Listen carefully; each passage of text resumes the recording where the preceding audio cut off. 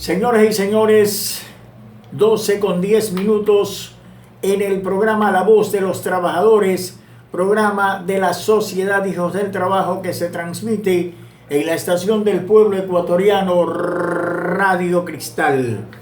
Iniciamos nuestro programa con la nota editorial.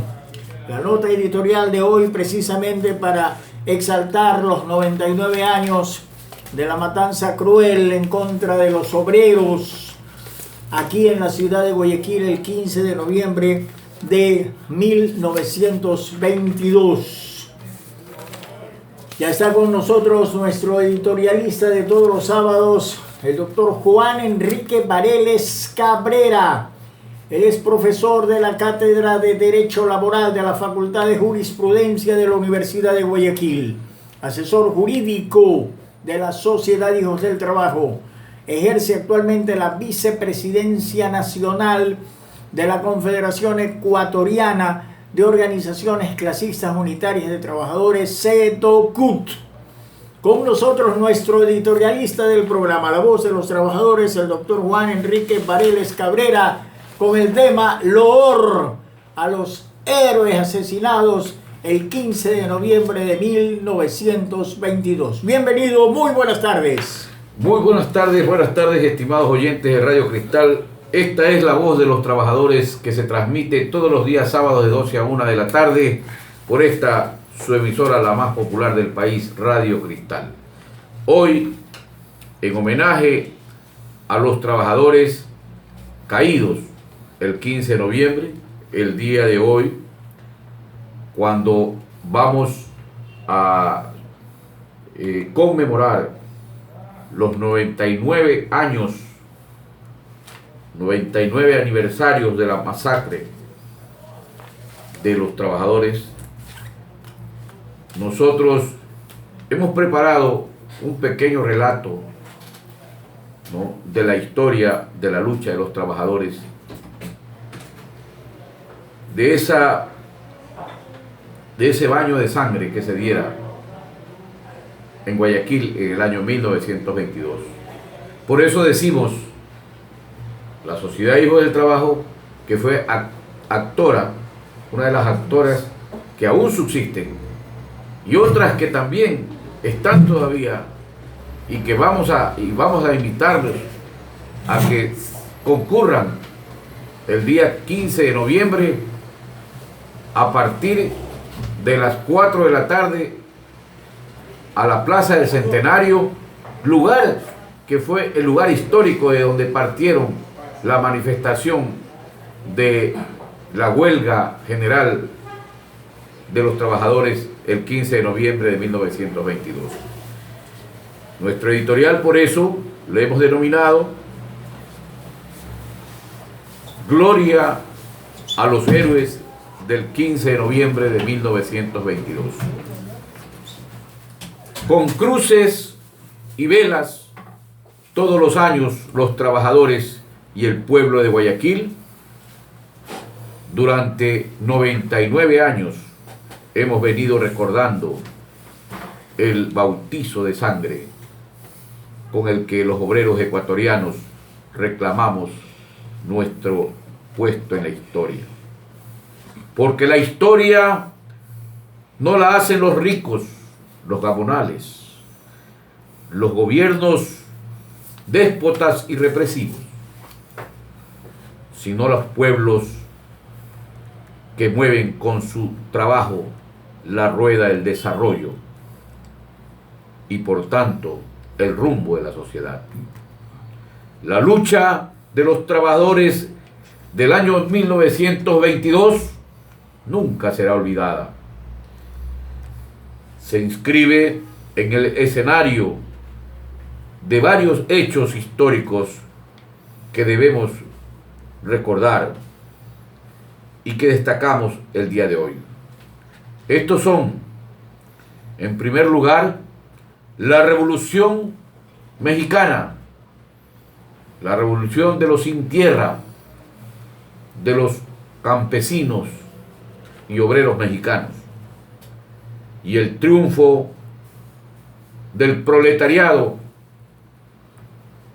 con la Revolución Rusa de 1917, que cambió el curso de la historia de la humanidad.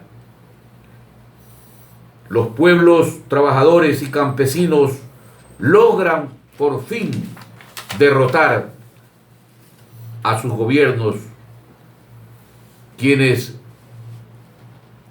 fueron derrotados política y militarmente. El Estado burgués en América también sonaban los vientos de revolución y libertad de los trabajadores. La lucha de los trabajadores argentinos, colombianos, centroamericanos se unían a la lucha de los mexicanos. Y esto, por supuesto, alentaba la organización de los obreros ecuatorianos. Luego tenemos la depresión, la gran depresión y crisis mundial de los años, de la primera década y la segunda década del siglo pasado, que había afectado a las economías de los países capitalistas, de las metrópolis, y que por supuesto afectaba a la economía dependiente de los países de menor desarrollo, como el caso de los ecuatorianos, que éramos proveedores de materia prima, como es el caso del derrumbe de los precios de nuestros productos de principal exportación de la época, como era el café y el cacao. En el Ecuador se tenía como referente de exportación la producción agrícola y fundamentalmente el café y el cacao, con lo cual se destruyeron las economías de los agricultores, terratenientes fundamentalmente, principalmente costeños, quienes, quebrados y arruinados por esto, procedieron a despedir a centenares de trabajadores agrícolas que buscaron como un chivo expiatorio moverse, trasladarse hasta la ciudad de Guayaquil, donde se crearon los primeros cinturones de miseria en el sur de la ciudad. Allí encontraron actividades fundamentalmente de carpintería, las distintas actividades que tenían que ver con los astilleros, la madera, etc. Entonces, eran épocas en que la economía del pueblo sufrió un deterioro muy significativo. La falta de empleo hizo que la pobreza extrema llegara a la ciudad de Guayaquil. La crisis se manifestó en los hogares de los obreros, quienes reclamaban en las asambleas de sus organizaciones este problema.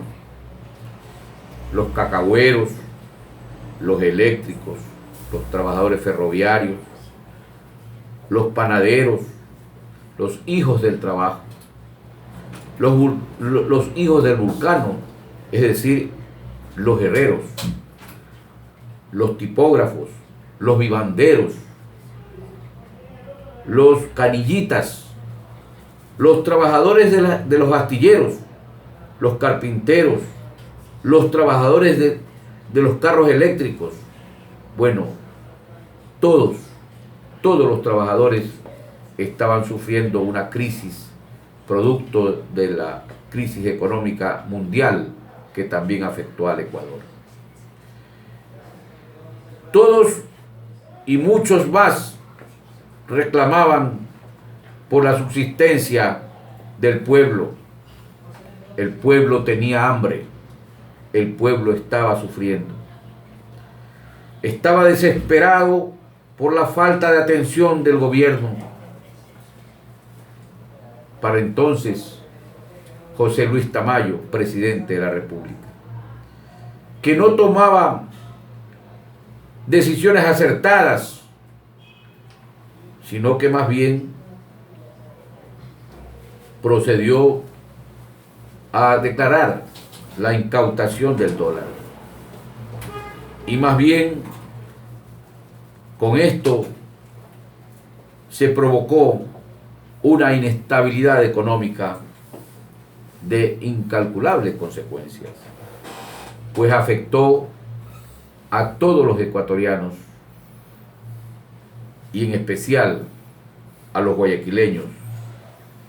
Esto fue precisamente el detonante de que los trabajadores reunidos en Asamblea General de los Trabajadores de Guayaquil, que habían conformado para esos días la Federación Regional de Trabajadores, puesto que la Confederación Obrera del Guayas había sido tomada por sectores patronales y que no representaban los intereses de la clase trabajadora. Fue la Asamblea General de Guayaquil que declara la huelga general. Asamblea en la que estaban todos los gremios y las organizaciones sindicales de la época y el pueblo que se había adherido. Esta Asamblea General permanente que se inicia el 12, el 13 y el 14. Los trabajadores eléctricos tomaron la decisión de plegar a la huelga general y adherirse a la lucha de los trabajadores guayaquileños. La ciudad quedó en oscura. Nadie podía transitar. Incluso el gobernador de la provincia debió pedir autorización al comité de paro, al comité de huelga, perdón, para poder trasladarse desde su domicilio a la gobernación. Todo estaba a cargo del comité de huelga, quienes gobernaban la ciudad de manera responsable. Los trabajadores, hasta ese momento, hasta el día 14, los trabajadores habían venido manifestándose y nunca hubo ningún desmán. Los reclamos al gobierno, quien desesperado envía una comisión para tratar de mitigar la crisis presentada. Esta comisión, queremos recordar al pueblo de Guayaquil y ecuatoriano, vino y engañó al comité de paro. Y no solamente que lo engañó, sino que el gobierno ordenó que la policía detenga a los dirigentes de la huelga. Y fueron detenidos algunos, incluso el secretario de la huelga fue retenido por la policía. Después de haber participado en una reunión en la gobernación, fueron reducidos a prisión los dirigentes que estuvieron presentes en esta reunión.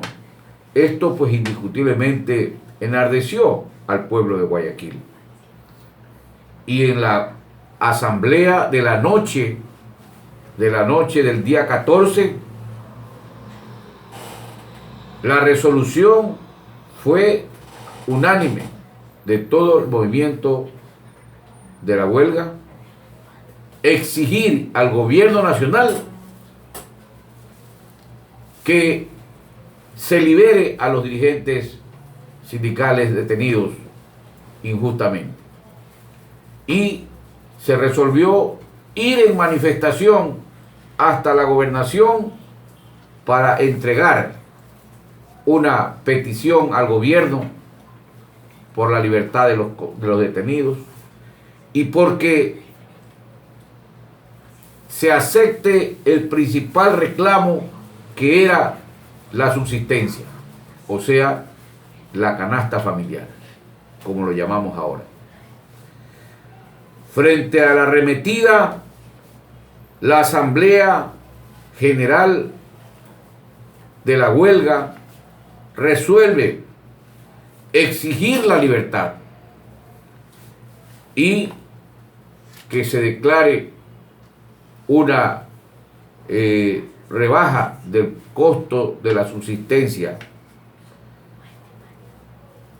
Fueron invitados los principales dirigentes a concurrir a una reunión para proceder a dar la libertad a los detenidos. Y como era digamos, de esperarse, los trabajadores se reunieron en la Plaza del Centenario, en unos casos, y en el sur de la ciudad, que venían los trabajadores astilleros, para ir en conjunto a la gobernación para exigir la libertad. Mas esto fue interpretado de otra forma y el gobierno nacional decidió, mediante radiograma,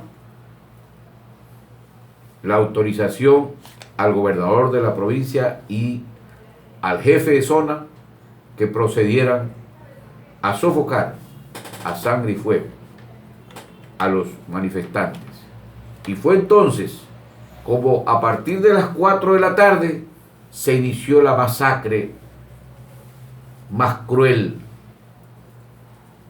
que haya ocurrido en la historia del Ecuador y del mundo, puesto que hasta el día de hoy no se sabe cuántos centenares de muertos se echaron al río o se depositaron sus cuerpos en una fosa común detrás del Cerro Santana, y muchos otros que fueron muriendo en el camino porque quedaron mal heridos, y que el gobierno nacional impidió que la clínica Guayaquil prestara los auxilios, y muchos fueron sacados heridos de los hospitales públicos y llevados medio vivos, medio muertos y arrumados para escarmentar, decía, según las palabras de los gobernantes,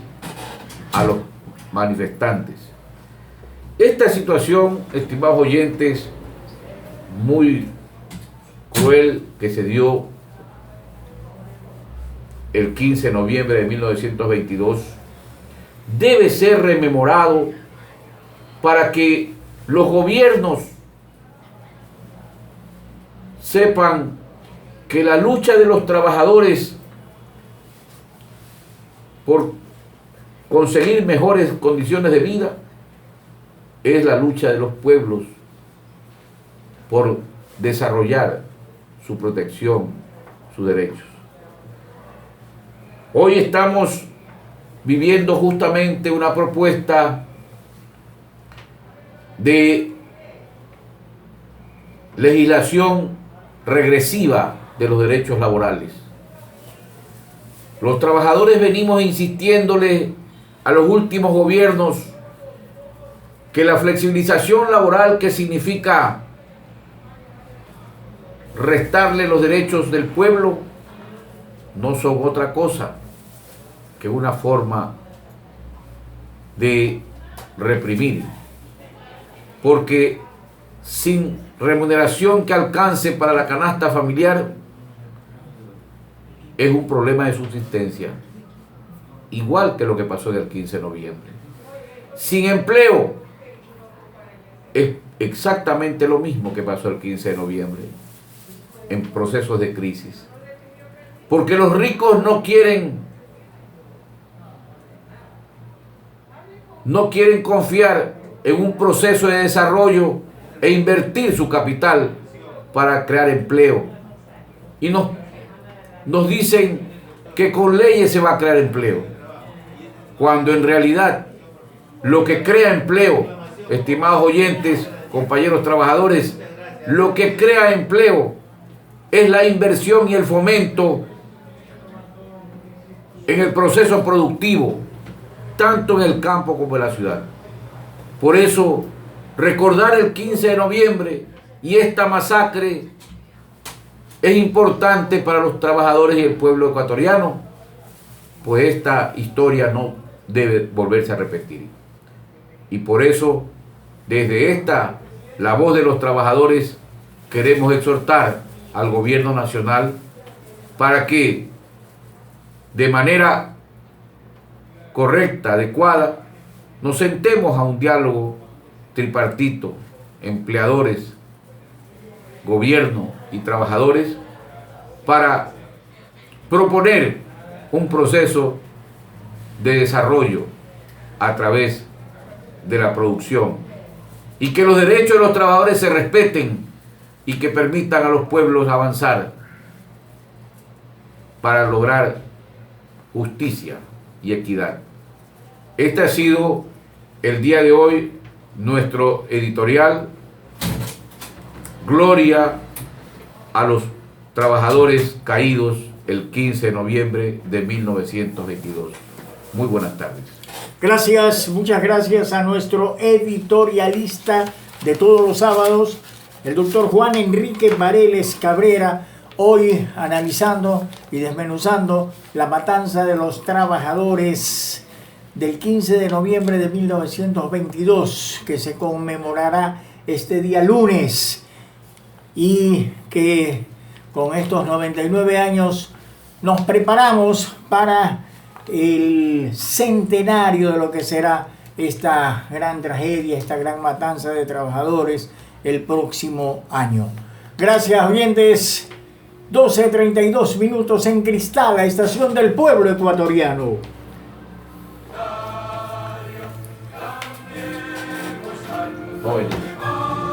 Éxito.